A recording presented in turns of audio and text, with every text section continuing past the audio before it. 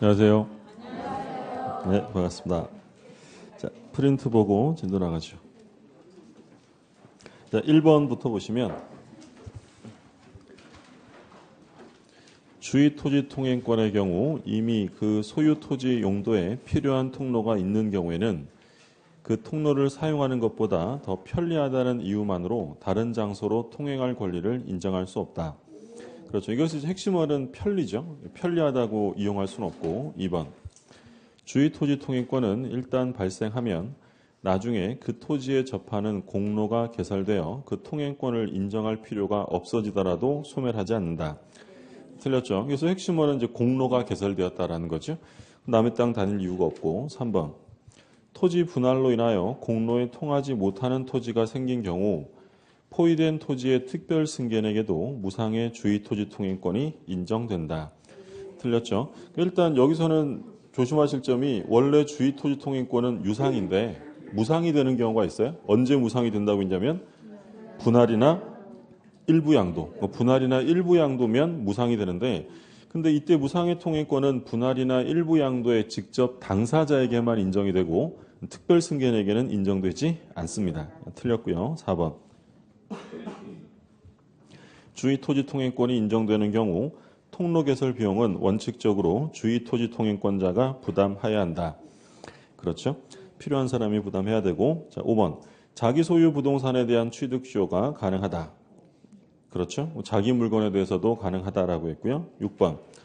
취득 수요는 그 기간 동안 등기 명의자가 동일하고 그 변동이 없는 경우가 아니란 기초가 되는 점유가 개시된 시점이 기산점이 되고 당사자가 임의로 기산점을 선택할 수 없다. 그렇죠. 원칙은 기산점을 임의로 선택할 수 없죠. 점유 개시인데 근데 지금 나온 것처럼 계속 등기 명인이 동일인이고 변동이 없었다면 그때는 예외적으로 임의 선택할 수 있다라고 했고요.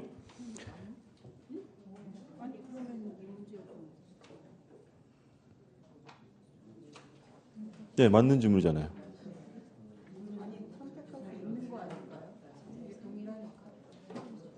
자, 독해가 잘 안 돼요? 자, 다시 볼게요. 네, 취득 시효는 그 기간 동안 명의자가 동일하고 변동이 없는 경우가 아닌 한. 네. 7번 볼게요. 취득 시효 완성 후 이전 등기 전에 제3자 앞으로 소유권 이전 등기가 격려되면 시효 취득자는 등기 명의자에게 시효 취득을 주장할 수 있다. 여기서 핵심어는 뭐예요? 완성 후죠. 완성 후. 그러니까 완성 전에 넘어간 거냐 후에 넘어간 거냐를 구별하시라고 했고 완성 후에 넘어갔다면 그자에게 주장할 수 없다라고 해야죠. 틀렸고. 8번. 시효 진행 중에 목적 부동산이 전전 양도된 후 시효가 완성된 경우 시효 완성자는 최종 등기 명의자에 대해 이전 등기를 청구할 수 없다. 그러니까 여기서 이제 최종 명의자, 최종 등기 명의자는 완성 전에 받은 거예요? 후에 받은 거예요? 전이죠. 그러니까 전전 양도된 후에 완성이 됐으니까 마지막 사람이 완성 전에 받았다는 거죠. 틀렸고. 7번, 8번이 비교되는 거죠. 완성 전에 받은 거냐, 후에 받은 거냐 문제고. 9번. 시효기간 만료 당시 점유자로부터 점유를 승계한 현 점유자가 전 점유자의 취득 시효 완성의 효과를 주장하여 직접 자기에게 소유권 이전 등기를 청구할 수 있다. 뭐가 틀렸어요? 직접이 안 되죠. 그렇죠? 전 점유자의 시효 완성은 자기가 직접 할 수 없고 대위해야 한다고 했죠. 대위 주장해야 되고. 10번. 갑소유 토지에 대해 을의 취득 시효 기간이 만료된 경우 을이 갑으로부터 아직 소유권 이전 등기를 격려받지 못한 경우에도 갑은 을에게 소유물 반환 청구나 부당이득 반환을 청구할 수 없다. 말하고자 하는 내용은 뭐예요? 취득시효가 완성이 됐을 때 등기를 안 하면 아직 소유권자는 아니지만 뭐가 생긴다고 했냐면 점유할 권리. 그러니까 점유할 권리가 생기니까 그자에게 반환 청구나 부당이득 청구할 수 없다라고 했고요. 11번. 등기 명의자가 취득 시효가 완성된 사실을 알고 처분하였더라도 특별한 사정이 없는 한 불법 행위로 인한 손해배상을 청구할 수 없다. 중요한 말은 뭐예요? 알고 처분했죠. 알고 처분했다면 불법 행위 책임을 물을 수 있다라고 있고요. 틀렸습니다. 12번. 공유물의 소수 지분권자가 다른 공유자와의 협의 없이 공유물을 배타적으로 점유하고 있는 경우 다른 소수 지분권자가 공유물의 인도를 청구할 수 있다. 그렇죠? 보존행위에 해당이 된다고 했고, 그리고 전부의 인도를 청구할 수 있다라는 게 판례였어요. 맞는 지문이고 중요한 판례였죠. 그러니까 배타적 점유하려면 지분이 얼만큼은 돼야 되냐면 과반수가 돼야 된다고 했죠. 13번 공유자가 그 지분을 포기하거나 상속인 없이 사망한 때에는 그 지분은 다른 공유자에게 균등하게 귀속한다. 균등하기가 아니라 지분 비율로 귀속이 되죠. 14번 갑과 을이 X토지를 공유하고 있는 경우 제3자가 권한 없이 자기 명의로 소유권 이전 등기를 하였다면 갑은 공유물의 보존행위로 원인무효 등기 전부의 말소를 청구할 수 있다. 여기서 중요한 말은 뭐예요?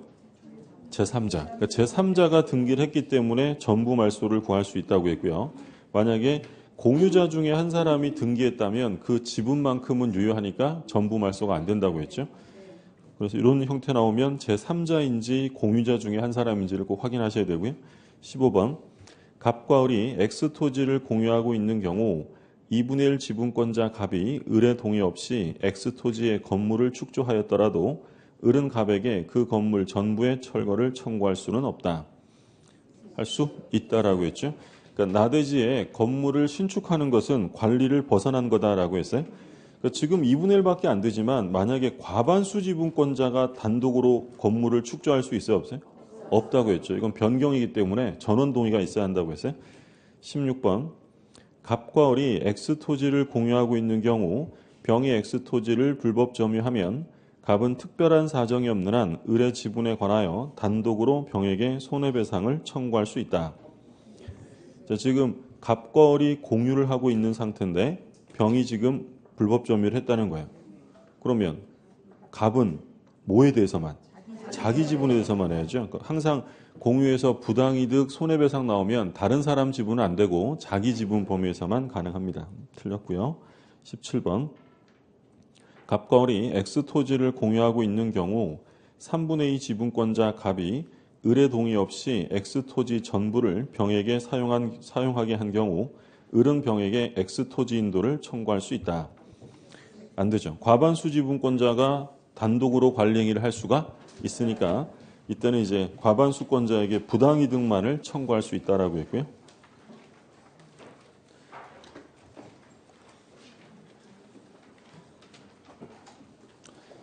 자, 오늘은 337쪽의 법정지상권부터 보실 차례입니다. 이번 주 일요일이 모의고사예요? 아, 다음 주에요? 네.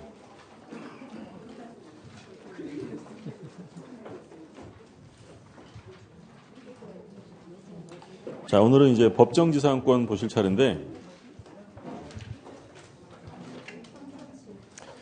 337쪽이에요. 우리가 세 가지를 봤어요. 세 가지가 뭐가 있었냐면 305조의 법정지상권, 366조, 그리고 관습법상의 법정지상권 이렇게 세 가지가 있었고요. 305조는 간단한 거였죠. 누구에게 인정하느냐? 전세권자에게 인정돼요. 전세권 설정자. 그러니까 항상 건물 소유자에게 인정되는 거니까 전세권 설정자에게 인정이 된다. 305조는 그것만 조심하시면 되고 366조는 저당물의 경매로 소유자가 달라진 경우고요. 관습상의 법정이상권은 매매, 기타 원인으로 달라진 경우 이렇게 나왔고 근데 일단 이 법정지상권들의 공통점은 뭐였냐면 기본적으로 토지와 건물이 동일인 소유였어야 돼요. 그러니까 동일인 소유였다가 일정한 사유로 소유자가 달라진 경우에 건물 철거를 막기 위해서 법률에 의해서 인정되는 지상권을 우리가 법정지상권이라고 불렀죠. 그러니까 이제 이런 거였어요. 갑이라는 사람이 토지 소유자고 을이 건물을 소유하고 있다. 그러니까 우리나라에서는 이게 가능하다라고 했죠. 그러면 갑의 토지에 을이 건물을 소유하고 있으려면 당연히 토지에 대한 이용 권한이 있어야 돼요. 이용권 없으면 건물은 철거를 당하니까. 그러면 을과 갑 사이는 기본적으로 어떤 계약을 했겠어요? 뭐 지상권 설정 계약을 했든지 아니면 토지 임차권 계약을 했겠죠. 근데 문제는 이 갑과 을 사이에 이런 지상권 설정 계약을 하지 않고 건물을 소유하는 경우가 있을 수 있는데 그러면 원칙은 철거해야 한다고 했어요. 근데 그런 경우에도 건물 철거가 부당한 경우들이 생길 수 있는데 그런 경우를 위해 법으로 만들어둔 게 법정지상권이었죠. 그러니까 이런 거였어요. 갑이 소유하고 있는 토지와 건물이 있습니다. 근데 이 건물에만 저당권이 설정이 됐고요. 나중에 경매가 실행이 되어서 을이라는 사람이 건물을 경락받았다. 그러면 이 저당권 실행으로 건물 소유자가 을로 바뀌었는데 그럼 을은 언제 소유자가 된다고 했어요? 그렇죠. 매각대금, 경락대금을 완납하는 순간 바로 소유자가 돼요. 그러면 을은 갑이랑 토지 이용 계약을 체결했을 리가 없겠죠. 그러면 갑이 을에게 바로 건물을 철거하라고 구할 수 있겠느냐? 이건 부당하잖아요. 그러면 이런 경우에 이 을이라는 사람이 토지에 대한 이용 계약을 한 적은 없지만 건물 철거를 막아주겠다라고 뭘로 정한 거예요? 법으로. 이게 366조의 법정이상권이죠. 또는 뭐가 있었냐면 갑소유 토지에 갑소유의 건물이 있는데 갑이 건물만 을에게 팔았습니다. 그러면 갑이 건물만 팔아놓고 을한테 너 나랑 토지 이용 계약은 안 했으니까 네가 산 건물을 철거해라 라고 요구할 수는 없잖아요.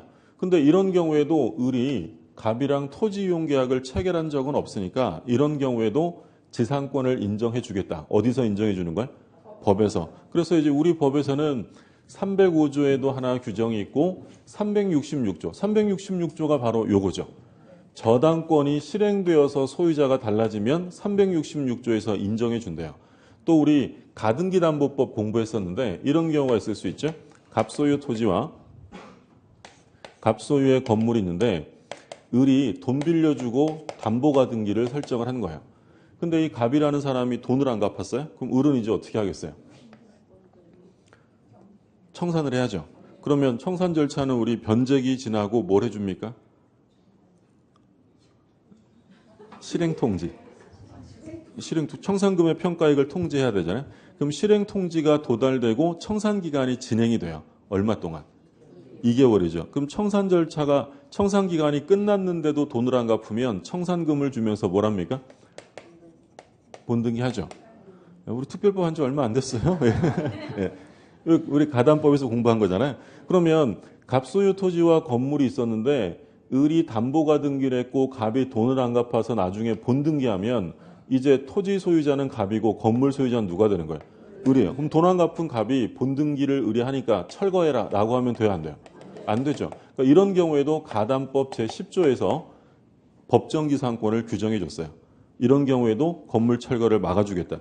얘네들은 지금 다 법조문을 달고 있잖아요. 305조, 366조, 뭐 가담법 10조, 임목에 관한 법률이 있는데 근데 이렇게 매매를 원인으로 달라진 경우에는 법률의 명문의 규정이 없어요. 그래서 이제 우리 판례가 뭐라고 이름을 붙였어요? 관습상으로 인정해 주겠다라는 거죠. 그러면 관습법상으로 인정되는 건 법률에 규정하지 않는 다른 원인들 다 들어가요. 매매라든지 또는 뭐 증여 또는 토지와 건물이 동일인 소유였는데 하나를 대물변제로 해줬다라든지 또는 뭐 강제경매, 국세 체납 처분에 의한 공매 등등 다 인정이 됩니다. 근데 인정 안 되는 거 하나 좀 기억해 두시라고 했던 게 있었죠? 뭐 있었어요? 환지 처분.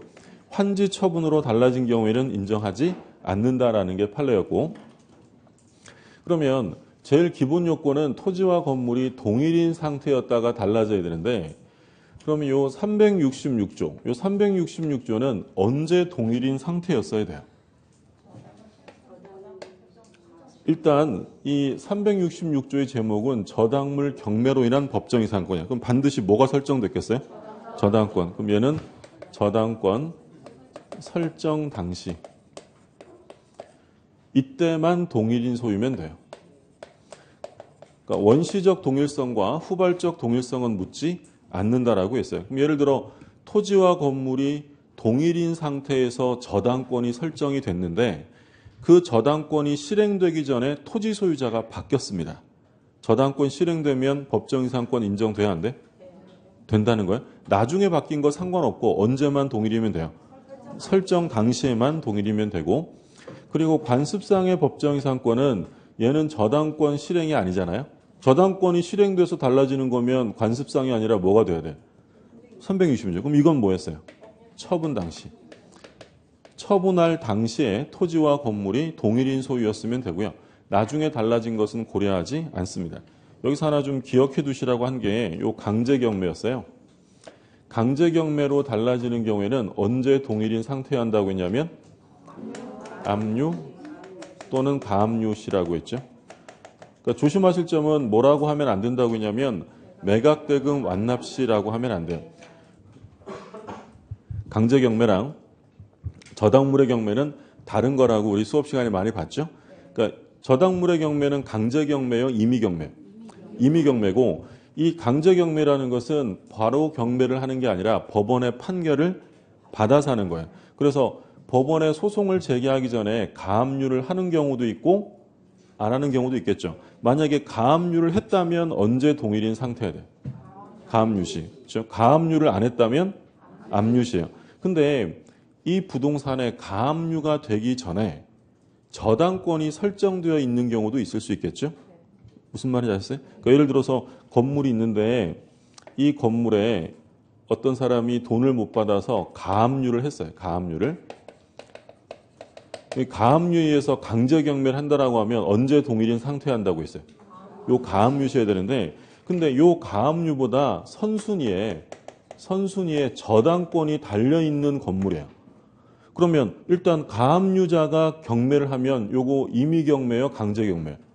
일단 강제경매요. 그러면 이때도 가압류시를 기준으로 할 것인지 아니면 이 경우에는 선순위의 저당권 설정시를 기준으로 할 것인지가 문제인데 우리 판례는 언제를 기준으로 한다고 하냐면 저당권이에요. 저당권이 설정이 미리 돼 있었다면 강제경매의 경우에도 압류가압류시가 아니라 언제라고요? 저당권 설정시를 기준으로 한다는 게 판례입니다. 자, 교재를 좀 보죠. 338쪽에 338쪽에 맨 밑에 305조가 있죠. 305조는 맨 밑에만 보시라고 했어요. 대지 소유권의 특별 승계인은 누구한테 인정한다고 했냐면 전세권 설정자. 시험에 나오면 전세권자로 바꿔서 나오는 것만 조심하시면 돼요. 전세권자가 아니라 건물 소유자에게 인정이 되고 그 다음에 오른쪽에 관습상의 지상권 나오는데 요건 기억해 보시면 토지와 건물이 동일인 소유에 속했어야 한다. 언제 동일인 상태라고 했냐면 첫째 줄 마지막에 처분될 당시, 처분 당시에요. 처분 당시에 토지와 건물이 동일인 소유에 속하였으면 좋하고 원시적으로 동일인 소유였을 필요는 없다. 자, 그 다음에 또한 토지와 건물의 소유권의 동일인의 귀속과 그 후에 각기 다른 사람의 귀속은 법의 보호를 받을 수 있는 권리 변동으로 인한 것이야 하므로 원래 동일인에게 소유권 귀속이 원인 무효로 이루어졌다가 원인 무효에 동그라미 해주세요. 핵심어가 원인 무효예요. 원인 무효로 이루어졌다가 그 뒤 그 원인 무효임이 밝혀져 등기가 말소됨으로써 건물과 토지 소유자가 달라지게 된 경우에는 관습상 법정이상권을 허용할 수 없다. 그러니까 원인 무효 이런 말 나오면 무조건 법정이상권 인정되지 않는 거예요. 그러니까 이런 거죠. 당연한 건데 갑이라는 사람이 토지 소유자로 등기가 되어 있는데 을이 서류를 위조해서 자기 명의로 토지 등기한 거예요. 그러면 요거는 당연히 무효 등기죠. 그리고 을이 여기다가 건물을 신축을 한 거죠. 그러면 이 무효 등기니까 갑이 당연히 이거 어떻게 했겠어요? 말소시켰겠죠. 그럼 등기가 다시 누구한테 회복이 돼요? 갑이. 그럼 을은 갑에게 법정지상권을 주장할 수 있느냐? 이걸 묻는 거죠. 돼야 안 돼요? 말도 안 되는 얘기죠. 그러니까 지금 동일인 상태로 귀속이 됐지만 등기부상으로 근데 이건 무효 등기예요. 그러면 실제로 누구 겁니까? 갑 거지. 이건 사실 동일인 상태로 봐줄 수도 없는 거죠. 얘는 법의 보호를 해줄 필요가 없는 애기 때문에 원인 무효 이런 말 나오면 무조건 인정이 안 돼요. 자, 그 다음에 A번. 토지 위에 건물이 존재해야 한다. 그 건물은 건물로서의 요건을 갖추고 있는 이상 무허가 건물이거나 미등기 건물이거나를 가리지 않는다. 뒷부분 중요하다고 했죠. 그러니까 반드시 적법 유효한 건물에만 인정되는 게 아니라 미등기 무허가 건물에도 다 인정이 됩니다. 그 다음에 B번에 보면 토지와 건물이 동일인 소유한다. 따라서 타인 토지 위에 토지 소유자의 승낙을 얻어 신축한 건물을 매수한 자는 관습상의 법정이상권을 취득할 수 없다. 왜 할 수 없어요? 자, 보세요. 첫째 줄 가운데 따라서 이렇게 따라서 타인 토지 위에 토지 소유자의 승낙을 얻어 신축한 건물. 그럼 토지와 건물이 동일인이 달라요. 다르죠. 이걸 매수했다면 다른 상태에서 매수한 것이기 때문에 관습상 지상권이 인정될 수 없다라는 거고요. 자, 10번은 매우 중요하다고 했죠. 미등기 건물을 대지와 함께 매도했다. 우리가 이걸 뭐라고 불렀냐면 함께 판례라고 불렀어요. 함께. 토지와 건물을 함께 팔았다. 이런 말 넣으면 인정하지 않습니다.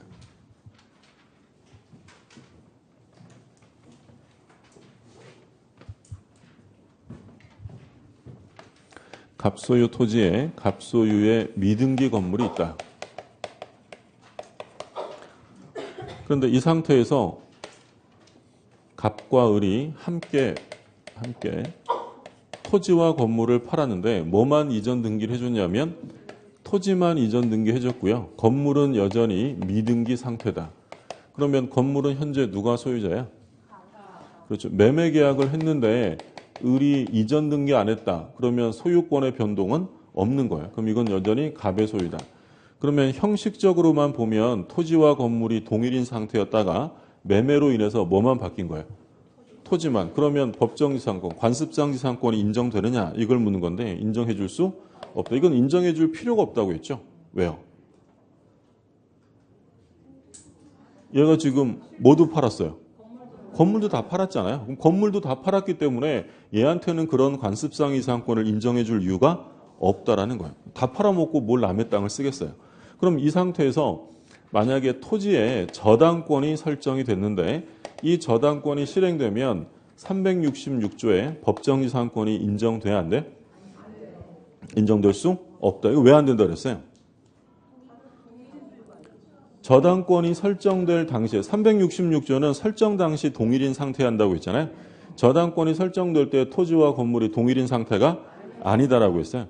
그래서 우리가 이거 핵심으로 뭐라고 했냐면 토지와 건물이 함께 같이 팔리고 뭐만 등기했어요? 토지만. 이런 말 나오면 뒤에 읽어볼 필요 없는 거야. 무조건 관습상 이상권을 인정하지 않아요. 우리 기본 강의할 때도 말씀을 드렸던 것처럼 이 법정이상권 관련해서는 판례가 굉장히 많고요. 사실 또 사실관계를 정리해서 보기가 좀 쉽지가 않아요. 그러니까 이 관습상 지상권이나 법정이상권은 핵심어를 잘 기억하셔야 돼요. 아까 원인무효 이런 말 나오면 인정돼야 안 돼? 안 된다고 했고, 그리고 함께 팔고 뭐만 등기했어요? 토지만. 이런 말 나오면 무조건 인정이 안 되고 344쪽을 한번 보세요. 344쪽.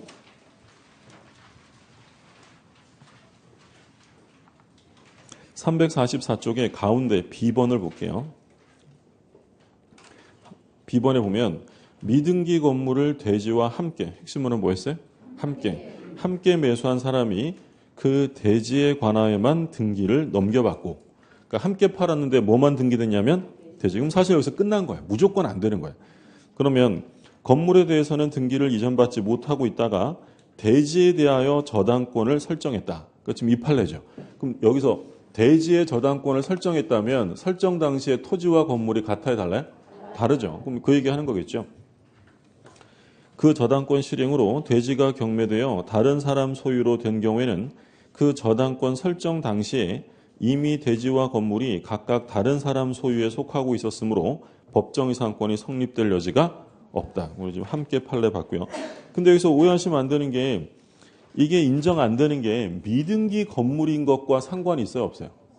그건 아무 상관 없어요. 그러니까 예를 들어서 갑소유 토지에 갑이 소유하는 미등기 건물이 있어요.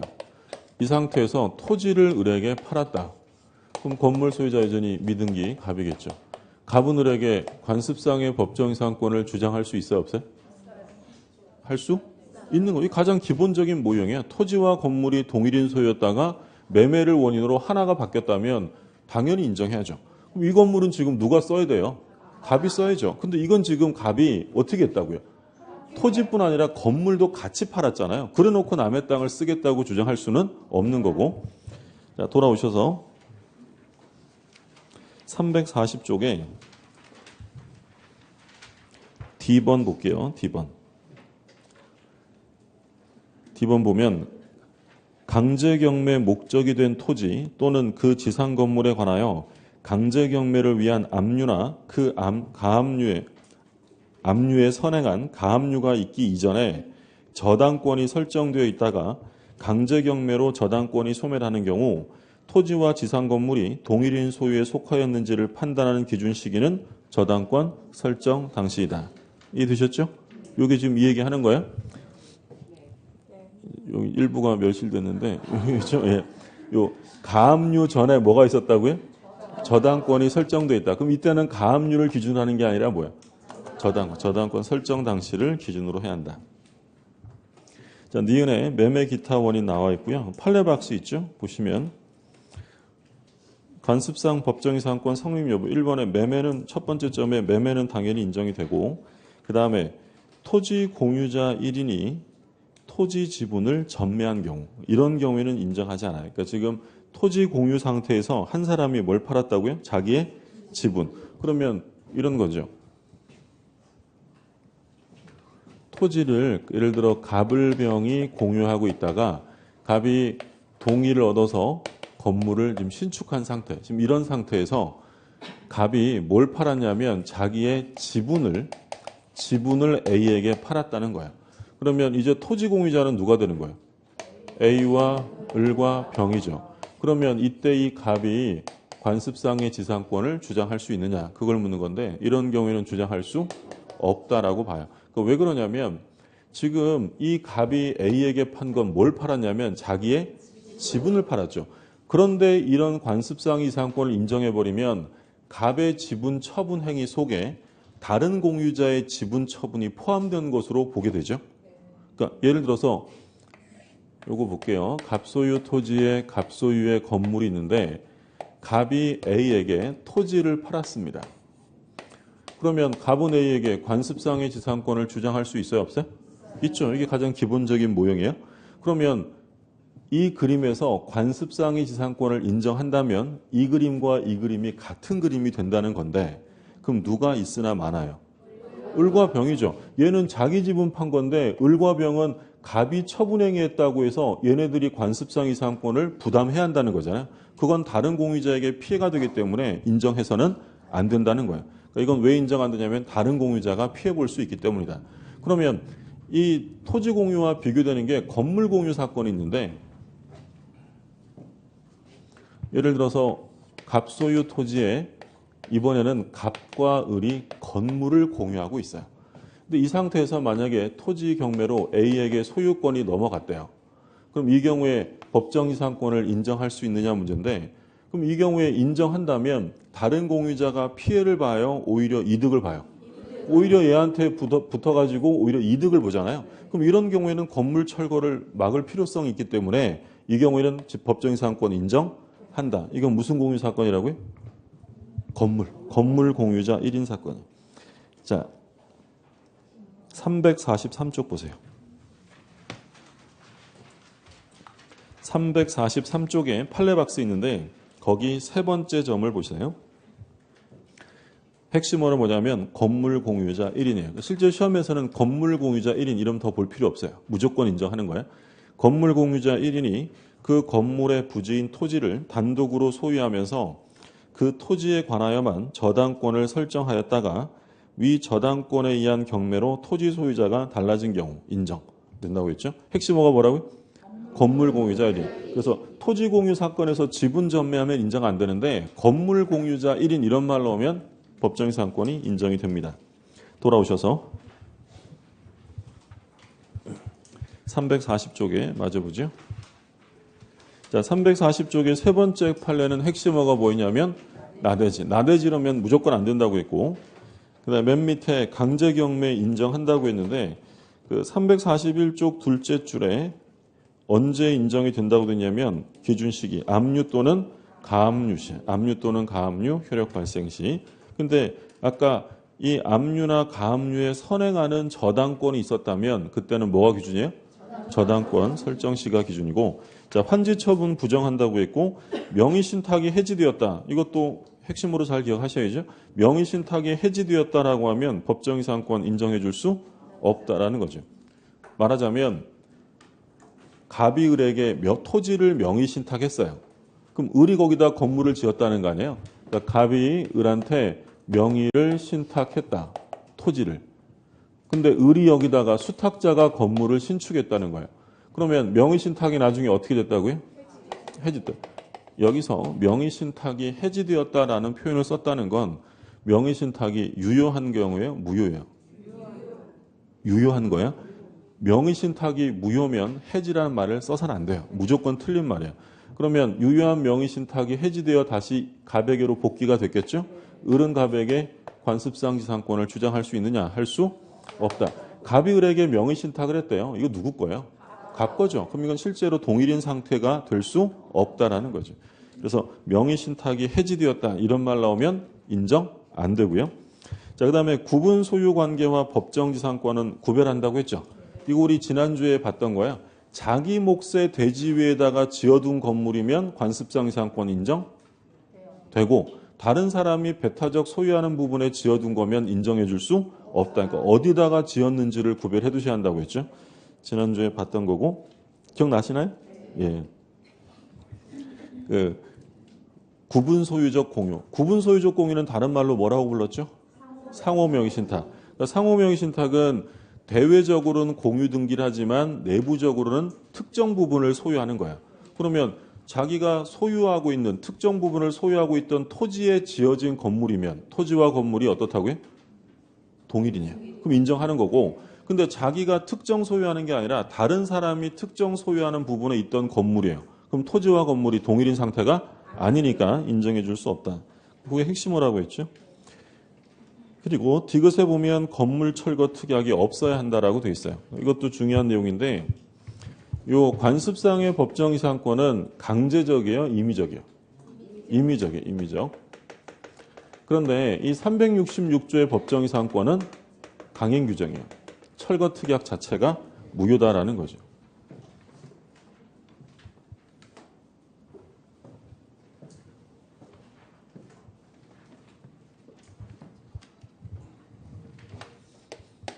갑소유 토지에 갑소유의 건물이 있는데 갑이 을에게 토지를 예를 들어 뭐 증여를 하거나 매매를 합니다. 증여나 매매를 하면서 당신이 토지 소유자가 되면 내가 건물을 철거하겠다라고 건물에 철거 특약을 했어요. 그래서 이제 을이 토지의 소유권을 취득을 했는데 그러면 갑은 을에게 관습상의 법정이상권을 주장할 수 있어요? 없어요? 없다는 거예요. 이때 철거 특약은 유효하다라고 했죠. 그러면 여기서 이제 비교가 되는 게 갑소유 토지에 갑소유의 건물이 있는데 토지의 저당권이 설정이 돼요. 근데 이제 저당권이 설정될 때 두 사람이 어떤 합의를 했냐면 내가 당신이 원하는 액수의 돈을 다 빌려주는 대신에 나중에 돈 못 갚아서 토지가 경매가 되면 법정지상권 주장하면 안 된다라고 건물을 철거하기로 특약을 한 거죠. 근데 이제 갑이 돈을 못 갚아서 토지가 경매가 실행되었다. 갑은 을에게 법정이상권 주장할 수 있어요? 없어요? 요건 있다고 했죠. 철거 특약은 뭐예요? 무효예요. 그러면 얘랑 생긴 건 비슷한데 내용이 다르죠. 그러니까 앞에 그림은 달라진 원인이 뭐예요? 증여, 매매, 기타 원인이요. 그럼 이건 뭐죠? 관습상의 법정지상권의 성립 여부를 묻는 거야. 그럼 관습상 이상권은 철거 특약이 유효하다. 이건 강제적인 게 아니니까. 근데 얘는 매매로 달라진 게 아니라 뭘로 달라졌어요? 저당권이 실행된 거죠. 그럼 저당물 경매로 인한 거면 이건 뭐냐면 법정지상권이에요. 366조에 법정지상권이면 이건 강행 규정이기 때문에 철거 특약 자체가 무효죠. 이거 구별하는 게 어렵지 않다고 했어요. 이게 관습상이냐 아니면 366조냐를 구별하는 건 뭐만 구별할 수 있으면 돼요. 저당권이 실행된 거냐 아니냐만 구별하면 되잖아요. 366조는 무조건 저당물의 경매로 달라진 거고 나머지 것들은 다 관습상의 지상권이다. 근데 같이 봤던 판례가 갑이 을에게 토지를 증여하면서 내가 건물을 철거할 텐데 철거한 다음에 다시 내 이름으로 지을 거야 라고 철거 후 신축 합의까지 마쳤대요. 자, 그럼 이런 경우에는 법정이상권을 포기한 거예요? 포기한 게 아니에요. 포기한 것으로 볼 수 없다라는 거죠. 왜냐하면 철거 특약만 한 게 아니라 뭐까지? 신축 합의까지 했기 때문에. 그래서 요 관습상의 지상권은 당사자의 의사와 관습상의 지상권 중에 어느 게 우선하는 거냐면 당사자의 의사가 우선해요. 그래서 우리 판례 중에 이런 거 있었어요. 관습상의 지상권을 취득할 수 있는 자가 토지 임대차 계약을 별도로 체결합니다. 그러면 관습상 지상권은 어떻게 되는 거야? 포기한 것으로 본다라고 했죠. 왜냐하면 관습상 지상권과 토지 임대차 계약 중에서 당사자 의사가 뭐예요? 토지 임대차. 그러면 토지 임대차 계약을 따로 체결했다면 관습상 지상권은 포기한 것으로 보아야 한다는 거죠. 자, 교재를 볼게요. 341쪽. 341쪽에 맨 밑에 디귿을 보면 철거 특약이 없어야 한다라고 되어 있고 그 넷째 줄에 또한 관습상의 지상권은 포기할 수 있다라고 되어 있고 판례는 대지상의 건물만을 매수하면서 대지에 관한 임대차 계약을 체결하였다면 위 건물 매수로 인하여 취득하게 될 관습상의 법정 이상권을 포기하였다고 본다. 방금 보신 판례고 다음 페이지 뭐죠? 판례 박스가 있는데 파란 글씨에 뭐라고 되어 있어요? 구건물을 철거하되 밑에 다시 신축하기로 합의했다. 철거 후 신축 합의까지 한 거야. 그럼 마지막에 법정이상권 발생을 배제하는 효력이 인정되지 않는다라고 됐죠. 자, 그리고 이건 뭐 당연히 법률에 의한 것이니까 등기를 요하지 않습니다. 새로운 토지 소유자에게 대항하려면 등기해야 돼요? 등기 없이 대항할 수 있어요? 등기 없이도 대항할 수 있다. 법률 규정에 의한 변동 다 똑같았고요. 그 다음에 이제 366조인데 제목 366조는 제목이 뭐냐면 제목이 괄호에 뭐라고 돼 있어요? 법정지상권이라고 써 있죠? 예. 무슨 얘기를 하려고 하는 거냐면 특별한 말 없이 그냥 법정지상권이라고만 쓰면 뭘 가리키는 거냐면 366조를 가리키는 거예요. 관습상의 법정지상권은 반드시 관습상이라는 말을 써줘요. 그런 말 쓰지 않고 법정지상권이라고 하면 요 366조를 지칭하는 거니까 그 얘기 하는 거고요. 저당물의 경매로 인하여 토지와 그 지상 건물이 다른 소유자에 속한 경우에는 토지 소유자는 건물 소유자에 대해 지상권을 설정한 것으로 본다. 그러니까 핵심어가 뭐예요? 저당물의 경매. 저당물이 경매됐다면 이건 다 366조고 맨 밑에 요건 보시면 기억에 설정 당시에 건물이 존재해야 한다. A번 미등기 부호가 상관없다. 똑같은 내용이고요. 그 다음에 이제 중요한 판례가 오른쪽에 나오죠. B번에 저당권 설정 당시에 건물이 존재해야 하므로 나대지가 나오죠. 나대지가 핵심어예요. 나대지 상태에서 저당권이 설정된 후에 신축된 건물에 대해서는 법정이상권이 인정될 수 없다.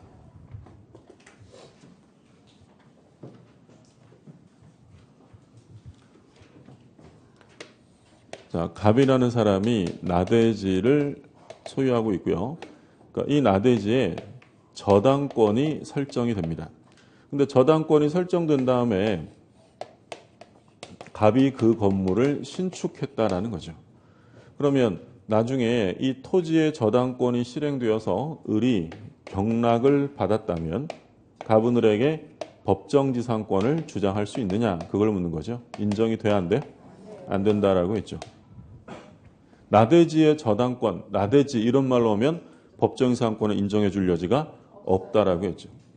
왜 인정 안 한다고 했냐면 이 경우에 만약에 법정지상권을 인정하게 되면 누가 피해를 본다고 했냐면 저당권자가 피해를 보는 거예요. 그러니까 저당권을 설정할 때는 나대지였잖아요. 그럼 나대지였다면 가치가 높아요, 낮아요? 높죠. 그럼 얘가 돈을 많이 빌려줄 거예요. 근데 나중에 지어진 건물에 의해서 법정지상권이 인정되면 토지 가치는 대폭 감소할 수밖에 없죠. 이 땅 경락받아봐야 사용도 못하는 땅이고 20년 동안 그냥 건물 받침대잖아요. 이런 경우에는 땅값 떨어지면 처음이랑 지금 결과가 달라지면 담보가치 회수가 어려울 수 있기 때문에 이런 경우에는 인정해줘서는 안 된다는 거예요. 그럼 만약에 나대지의 저당권을 설정하면서 이 갑이 뭐라고 했냐면 야 지금은 나대지인데 내가 나중에 여기 건물을 지을 거야 라고 했더니 저당권자가 알아서 해라 라고 신축에 동의를 해 주었대요. 그럼 저당권자의 신축 동의를 받아서 건물을 신축했다. 나중에 토지가 경매되면 법정이상권 인정돼야 안 돼? 왜 약해지세요? 안 돼요. 나대지 이런 말 나오면 뭐라고 꼬드겨도 넘어가시면 안 된다라고 했죠. 그러니까 만약에 신축에 동의했다고 법정이상권을 인정하면 누가 피해본다고 그랬어요? 경락인이 피해본다고 했죠. 그러면 예를 들어 제가 을이에요. 이 경매에 참가하려고 합니다. 그럼 경매 참가하려면 권리 분석할 거 아니에요? 그럼 권리 분석을 해봤더니 나대지일 때 저당권이 설정되고 신축된 건물이에요. 그럼 저는 당연히 법정이상권이 인정될 거라고 생각해요? 안 될 거라고 생각해요? 안 될 거라고 생각하고 경매에 참가하면 웬만큼 가격을 적어서 경락을 받겠죠. 그래서 경락 받았더니 얘가 나중에 와서 너는 몰랐겠지만 내가 저당권자랑 합의했으니까 네 땅 30년 쓸게. 돼요 안 돼요? 안 되죠. 이런 건 있을 수 없어요. 그래서 얘가 피해보기 때문에 우리 판례도 뭐라고 하냐면 얘랑 신축에 동의했다 하더라도 이게 등기부에 나와야 안 나와요? 안 나오죠. 등기부에 공시될 수 없는 거니까 을이 불측의 손해를 입기 때문에 이건 허용해서는 안 된다는 거예요. 결론은 뭐예요? 나대지 이러면 인정되지 않는다. 요거 보면 생각나는 게 옛날에 저 시험 보러 갔었는데 후배가 시험을 봤는데 그때 뭐 사례 문제니까 엄청 길게 나오겠죠. 뭐 쭉 하다가 나대지에 막 이렇게 나왔는데 후배가 시험 끝나고 저한테 뭘 물어봤냐면 형 왜 그랬더니 형 그 나대지 있잖아요. 그랬더니 그 가대지는 어디 있었어요?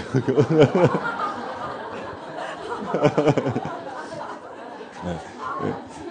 한글 세대의 비애였죠. 예. 자, 나대지 이런 말로 하면 무조건 인정이 안 되는 거였죠. 그 얘기고. 걔 붙었을까요? 떨어졌을까요? 떨어졌겠죠. 저도 떨어졌는데. 네. 그러면 이 저당권자 입장에서는 이런 경우에 뭘 실행할 수 있냐면 일괄 경매를 실행할 수 있어요. 근데 사실 그게 이 저당권자 입장에서는 제일 속편한 게 뭐냐면 아예 나대지의 건물을 신축하지 못하게 하는 게 제일 속편해요. 그러면 보통은 나대지의 저당권을 설정할 때는 보통은 뭘 같이 설정한다고 있어요? 지상권을 같이 설정한다라고 있고요. 그러니까 이런 지상권을 소위 이제 담보지상권 이런 말을 써요. 뭐 법률 용어는 아닌데 이게 무슨 얘기냐면 이 지상권은 이 사람이 토지를 이용하기 위해서 설정하는 게 아니라 요 저당권의 가치를 확보하기 위해 설정하는 거예요.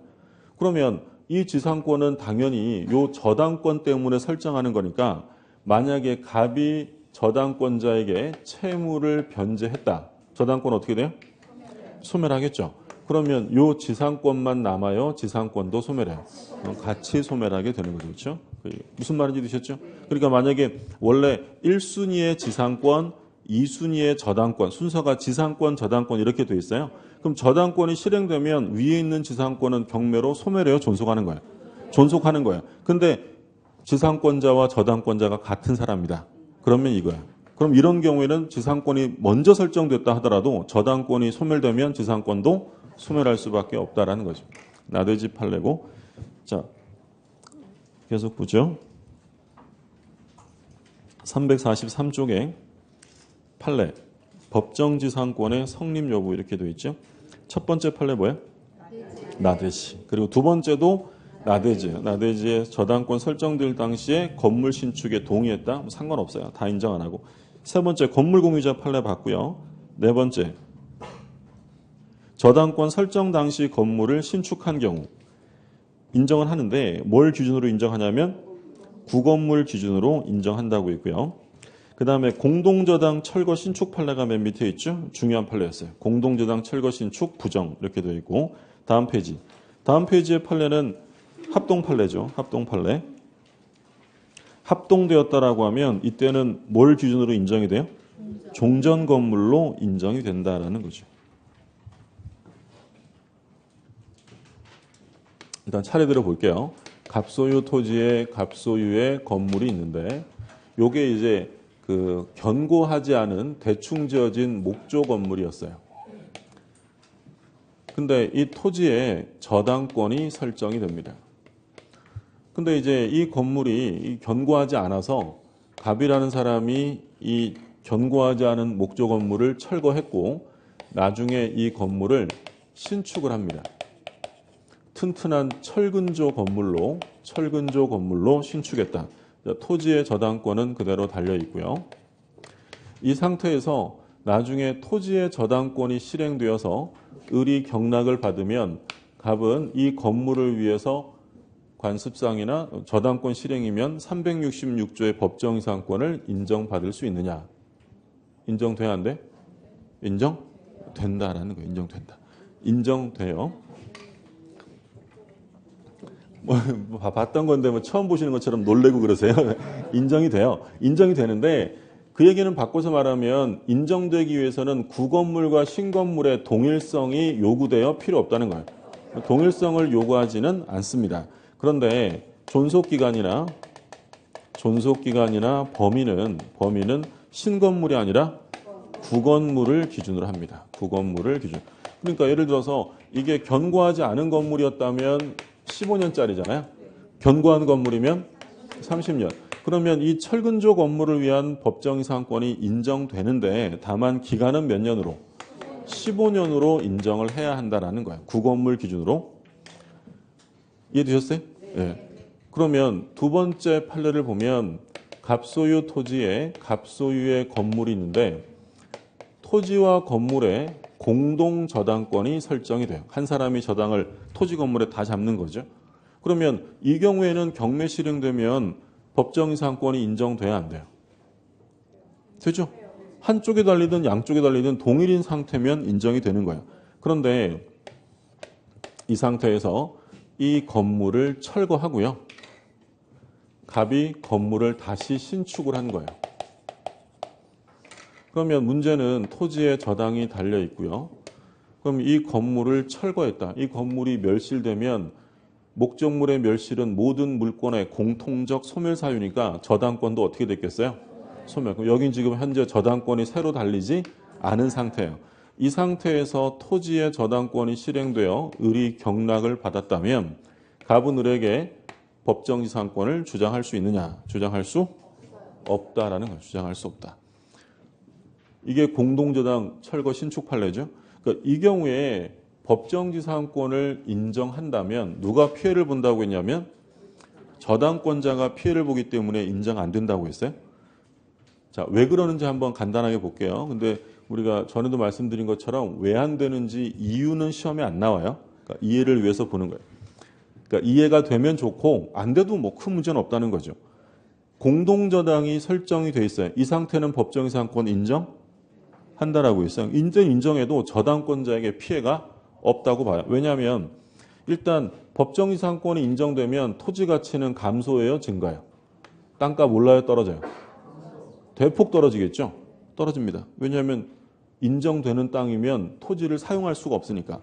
그럼 누가 피해봐요? 저당권자. 근데 얘는 토지에만 설정한 게 아니라 건물에도. 그러면 법정이상권이 인정된다는 얘기는 건물의 철거가 막아진다는 얘기니까 건물 가치는 상대적으로 증가한다고 봐요. 그러면 땅값이 떨어지고 건물값이 증가하면 마이너스 플러스로 상쇄되어집니다. 그러면 이 저당권자는 피해가 있어요, 없어요? 없어요. 자, 그러면 이 건물을 철거하고 새로 지었어요. 법정지상권이 인정되면 땅값 떨어지고 건물 가치 올라간다고 했어요. 근데 문제는 건물의 저당권이 없어요. 그러면 저당권자 입장에서는 토지 가치는 감소하는데 건물에서 만회를 할 수가 없잖아요. 그럼 이런 경우에 인정하면 얘가 피해보고 끝나기 때문에 인정해서는 안 된다라는 거예요. 그러니까 이게 변경된 판례이기 때문에 중요해요. 옛날에는 이런 경우에도 인정했어요. 옛날에는 기본 가치가 네가 피해봐도 하는 수 없어. 사회적 가치가 중요하니까 네가 손해보고 끝내. 이게 일반 판례 입장이었는데 그게 이제 폐기되고 더 이상 인정해 줄 수 없다. 핵심어가 공동저당이 설정되고 건물이 철거 신축되었다라고 하면 인정돼야 안 돼? 안 된다라고 했죠. 제가 우리 그 기본이론 강의할 때도 무슨 얘기했었냐면 이게 내용은 왜 그런지 아닌지는 시험에 안 나오는데 요거까지는 정확하게 기억을 해두셔야 한다고 했어요. 중요한 판례니까. 공동저당이 설정되었다가 건물이 철거, 신축되었다. 이런 말 나오면 인정하지 않습니다. 이 그림 다시 볼게요. 토지의 저당권이 설정이 됩니다. 그러면 이 그림에서 A가 토지의 저당권을 설정할 때요. 이 A는 나중에 법정지상권이 인정될 거라는 걸 알아요, 몰라요? 알죠. 동일인 상태에 설정한 거니까. 그러면 땅값이 경매가가 떨어진다는 것도 충분히 예상을 합니다. 그럼 얘는 처음부터 돈을 많이 빌려줘요? 조금만 빌려줘요? 조금만 빌려줘요. 그러면 나중에 건물이 신축되어서 법정지상권이 인정이 돼도 얘가 생각했던 거랑 크게 달라질 바가 없어요. 그럼 인정하는 거예요. 근데 좀 더 세밀하게 얘기를 하면 얘가 저당권을 설정할 때는 건물이 뭐였어요? 그렇죠. 얘가 토지 저당 잡을 때 건물을 뚝 봤더니 견고하지 않은 건물이에요. 그러면 이거 토지의 법정지상권이 15년 정도 그러면 땅값이 이 정도 감소하겠구나라고 생각을 한 거야. 근데 철근조로 지어지고 30년으로 인정해버리면 얘가 생각했던 것보다 피해가 있어요, 없어요? 땅값 더 떨어질 거 아니에요. 그럼 얘한테 아무런 피해가 안 생기게 하려면 뭘 기준으로 해주면 돼요? 구건물, 종전건물 기준으로 인정하면 얘는 원래 15년짜리 건물 있을 때 한 거잖아요. 아무 피해 없다는 거예요. 근데 얘는 다르죠. 왜 다르냐면 얘는 저당권을 설정할 때 한쪽에만 한 게 아니라 양쪽이 다 한 거야. 그러면 얘는 법정지상권이 인정된다는 걸 알아도요. 어떤 생각을 하냐면 괜찮아. 땅값 떨어져도 난 건물에서 만회할 수 있어. 라고 생각하니까 돈을 조금만 빌려줘요? 다 빌려줘요? 다 빌려줘요. 근데 이 건물이 철거되고 건물 저당권이 날아갔는데도 인정해버리면 얘가 만회를 할 수가 없기 때문에 이런 경우에는 인정해서 안 된다는 거예요. 이해되셨어요? 예.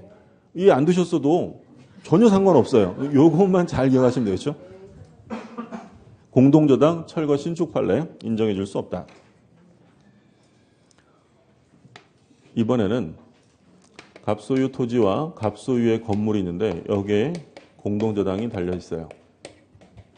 근데 이번에는 철거한 게 아니라 요 공동저당 달려 있는 건물 옆에 기존 건물이 하나 있었는데 이 기존 건물과 어떻게 됐다고요? 합동이 되었다. 합동이라는 건 이제 합쳐진 거죠. 동이 하나로 합쳐진 거예요. 그러니까 실제 사건에서 지붕을 이렇게 씌우고 외벽을 허물어서 통로를 다 만들어서 신건물 하나가 만들어진 거예요. 그럼 이 경우에 법정지상권, 토지경매되면 인정하느냐? 인정합니다. 인정하는데 이 신건물 전체를 기준으로 인정할까요? 종전건물 기준일까요? 종전건물 기준으로 인정한다라는 거죠. 교재 다시 볼게요. 343쪽에 맨 밑에가 지금 공동저당 설정, 철거, 신축 판례 부정한다고 되어 있죠. 다음 페이지. 그 화살표가 있어요. 344쪽에 다섯째 줄에 화살표를 보면 이 경우 일괄경매가 인정된다라고 했죠. 그러나 토지와 함께 공동저당권, 공동근저당이 설정된 건물이 그대로 존속함에도 등기부의 멸실의 기재가 이루어지고 이를 이유로 등기부가 폐쇄된 후 토지에 대하여만 경매 절차가 진행되어 토지와 건물 소유자가 달라진 경우에는 건물을 위한 법정이상권이 성립한다. 지금 토지와 건물이 있다가 지금 보시는 것처럼 건물이 철거되고 신축됐잖아요. 인정해야 하네? 안 한다라고 했죠. 근데 이제 뭐냐면 그러니까 이 내용 자체가 어려운 게 아니에요. 다 공부했던 거니까 일단 이게 처음 보는 게 나오면 이게 뭐야 이러면 짜증부터 내지 마시고 이게 뭔지를 한번 이해하려고 노력을 하셔야 돼요. 토지와 건물에 공동저당이 설정돼 있었어요. 근데 건물이 어떻게 됐대요? 건물이 그대로 존속하는데 건물 등기부가 폐쇄된 거예요. 그러니까 건물 등기부에 멸실의 기재가 이루어지고 실제로 멸실이 안 됐는데 멸실의 기재가 이루어지고 건물 등기부가 폐쇄되었다. 그러면 등기는 효력 발생 요건인지 효력 존속 요건이 아니에요. 그러면 건물이 그대로 존속함에도 불구하고 멸실의 기재가 이루어지고 건물 등기부가 폐쇄되었다면 건물 없어진 거예요? 그대로 있는 거예요? 그대로 있죠. 그러면 지금 이 판례 내용에 따르면 이건 지금 이 상태랑 달라진 걸까요? 그대로일까요? 그대로예요. 여기서 경매 실행되면 법정 이상권 인정돼야 안 돼요? 되죠. 동일인 상태니까. 그 얘기 하는 거예요. 다시 볼게요. 화살표에 그러나 토지와 함께 공동근저당이 설정된 건물이 그대로 존속함에도 등기부에 멸실의 기재가 이루어지고 이를 이유로 등기부가 폐쇄되었다.